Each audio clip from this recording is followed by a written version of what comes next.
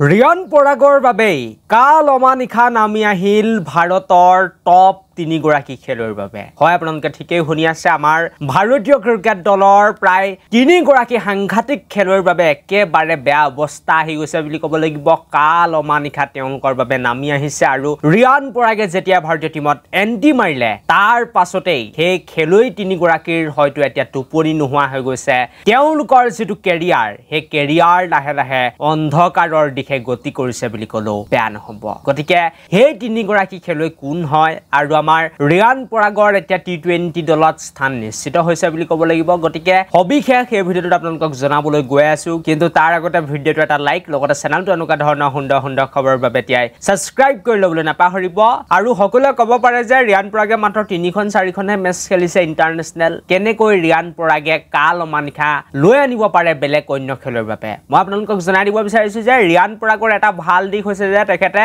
বেটিংৰ লগতে বলিংও কৰি দিব পাৰে সকলো পৰ্যায়তে বলিং কৰিব পাৰে পাৱাৰ প্লেট বলিং কৰিব পাৰে একেবাৰে ডেট অভাৰত বলিং কৰিব পাৰে যেতিয়া মিডল অভাৰ চলি থাকে যেতিয়া 6 অভাৰ হৈ যায় এখন খেলত টি20 মেচ বিলাকত তাৰ পাছত এই সমস্যাটো ৰিয়ানে আহি সুন্দৰ বলিং কৰি দিব পাৰে 18 19 অভাৰ 20 অভাৰটো তেখেতে ভাল বলিং কৰি দিব পাৰে এইটো এটা বহুত বেছি পজিটিভ পইণ্ট ভাল দিশ হয় ৰিয়ান পৰাগৰ বাবে আৰু সেইবাবে এতিয়া বাকি যি কেগৰাকী বেটসম্যান হয় তেওঁলোক আগতে ইণ্ডিয়া টিমত আছিল যদিও আমাৰ ৰিয়ান এতিয়া আগবাঢ়ি গৈছে তেওঁলোকতকৈ বা আমাৰ ভাৰতীয় টিমৰ এতিয়া ফাৰ্ষ্ট চইচ ৰিয়ান পৰাগে হ'বলৈ গৈ আছে আৰু এজ এ ফিনিচাৰ হিচাপে আপোনালোকে ৰিয়ান পৰাগক দেখা পাবলৈ গৈ আছে গতিকে কোন কোন হেই কেগৰাকী খেলুৱৈ আপোনালোকক মই পটাপট চিনাকি কৰাই দিব বিচাৰিম প্ৰথম নামটো হৈছে সঞ্জু চেমছনৰ যদিও সঞ্জু চেমছন এগৰাকী উইকেট কিপাৰ হয় কিন্তু ৰিয়ান পৰাগৰ বাবে হয়তো তেখেতে বহু মেচ ভাৰতীয় টিমৰ হৈ খেলি নাপাব যেহেতু ঋষভ পন্থ থাকিব গতিকে সঞ্জু চেমছনৰ বাবে এতিয়া আৰু অকমান যিখন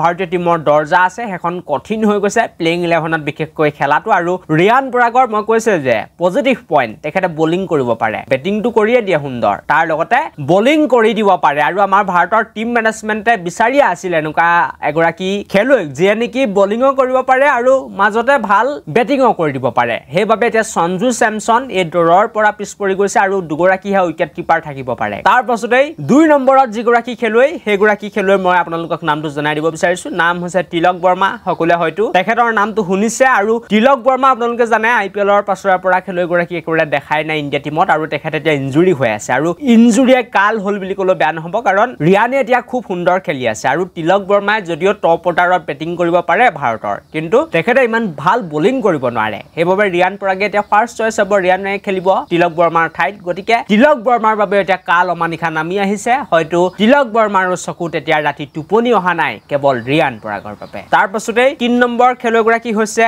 আয়াৰ সকলোৱে চিনি পায় আইপিএল উইনিং কেপ্টেইন হয় কিন্তু তেখেতৰ এতিয়া অৱস্থা বৰ সংকটজনক বুলি ক'ব লাগিব প্ৰথমতে টি20 পৰা বাহিৰ হ'ল টি20 দলৰ পৰা একদম টাটা বাই বাই কৰি দিলে তাৰ পাছতে টেষ্ট টিমৰ পৰা বাহিৰ কৰিলে ইণ্ডিয়াৰ ইয়াৰ পাছতে এতিয়া ওৱান ডে টিমৰ পৰা বাহিৰ কৰিব বুলি খবৰ উলাই আহিছে যেহেতু ৰিয়ান পৰাগে খেলিব আয়াৰৰ ঠাইত নম্বৰ 5 পজিশনত গতিকে আয়াৰৰ বাবে এতিয়া সকলো দুৱাৰ বন্ধ হৈ গৈছে কাল অমানিশা খেলুৱৈগৰাকীৰ বাবে নামি আহিছে আৰু ৰিয়ান পৰাগে এই 3 গৰাকী খেলুৱৈৰ বাবে এতিয়া কাল হল বুলি ক'ব লাগিব কিন্তু এইটো নহয় যে সঞ্জু চেমছন হক তিলক বৰ্মা হক আয়াৰ হক তেওঁলোকে কামবেক কৰিব নোৱাৰিব ইণ্ডিয়া টিমৰ হৈ খেলিব নোৱাৰিব এইটো নহয় কিন্তু তেওঁলোকে এতিয়া কম সুযোগ পাব মই ক'ব বিচাৰিছো যে তেওঁলোকে চান্স বহুত কম পাব ৰিয়ান পৰাগে আগতে খেলিব কিন্তু বাকি 3 গৰাকী খেলুৱে অকমান চান্সটো কম পাব বেলেগ যদি খেলুৱে আঘাতপ্ৰাপ্ত হৈ যায় তেতিয়াহে তেওঁলোকৰ নাম্বাৰ আহিব বা তেতিয়াহে তেওঁলোকে খেলি পাব গতিকে নিশ্চিতভাৱে ৰিয়ান পৰাগ মাত্ৰ কেইটামান দিনৰ আগতে ইণ্ডিয়া টিমলৈ গৈছিল আৰু হঠাতে তেখেত বাকি যিসকল সিনিয়ৰ প্লেয়াৰ আছে ইণ্ডিয়াৰ সেই খেলুৱৈ কেগৰাকীক আঁতৰাই এতিয়া ৰিয়ান পৰাগে নিজৰ স্থান নিশ্চিত কৰিবলৈ সক্ষম হৈছে বুলি ক'ব লাগিব এটা কাৰণৰ বাবে কাৰণ তেখেতে বেটিং বলিং দুইটাই কৰিব পাৰে একেবাৰে অল ৰাউণ্ড পাৰফৰ্মেন্স দি দিব পাৰে খেলুৱৈগৰাকীয়ে গতিকে পজিটিভ পইণ্ট ৰিয়ান পৰাগৰ বাবে সমূহ অসমবাসীৰ বাবে এইটো এটা ভাল খবৰ যে ৰিয়ান পৰাগক এতিয়া একেবাৰে ফাৰ্ষ্ট চইচ হিচাপে ইণ্ডিয়াৰ টি20 টিমত চাই থকা হৈছে তাৰ লগতে ওৱান ডে টিমতো তেখেতক চাই থকা হৈছে আহিবলগীয়া টাইমে ক'ব ৰিয়ানে কেনেকুৱা পাৰফৰ্মেন্স কৰে বাকি খেলসমূহত কিন্তু সঞ্জু চেমছন হক তিলক বৰ্মা হক আয়াৰ হক তেওঁলোকে কিন্তু আৰু বহুত বেছি কষ্ট কৰিব লাগিব এইটো নহয় যে তেওঁলোকে একদমেই খেলি নাপাব খেলি পাব কিন্তু কম খেলি পাব ৰিয়ানে আগতে খেলিব গতিকে এইটো আছিল আজিৰ ভিডিঅ'টো thank you for watching this video'